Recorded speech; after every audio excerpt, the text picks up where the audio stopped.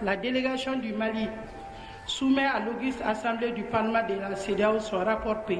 Suite à la présentation du rapport, les parlementaires de la CEDEAO se sont beaucoup appesantis sur la situation du Mali, notamment en zone nord et centre où des attentats sont encore perpétrés. Beaucoup de questions ont été posées dans ce sens et la délégation de rassurer les députés, l'État malien a entrepris des stratégies pour trouver des solutions et sécuriser la région. Avec la mise en œuvre de l'accord issu du processus d'Alger, des efforts énormes ont été faits par le gouvernement malien. C'est ainsi qu'il y a eu l'organisation de la conférence d'entente nationale tout dernièrement, au cours de laquelle tous les acteurs sont venus s'exprimer, opposition aussi majorité plus que les groupes armés.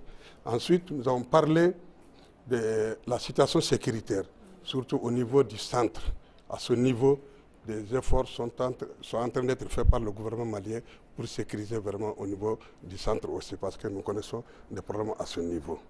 Et puis les parlementaires ont félicité le Mali, se sont engagés à accompagner le Mali. Sur le terrain, des efforts sont consentis dans le cadre d'un dialogue intercommunautaire et national pour rétablir l'intégrité du territoire, qu'il y ait la paix et la sécurité. Et malgré cette instabilité, l'économie du Mali se porte bien. Malgré la situation tendue au niveau du nord et au centre, notre taux de croissance est à 5,4%.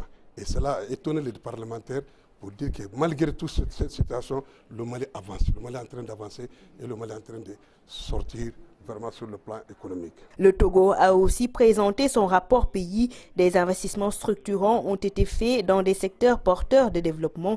La question de la gestion de l'environnement est prise très au sérieux. La gestion des déchets représente un problème majeur.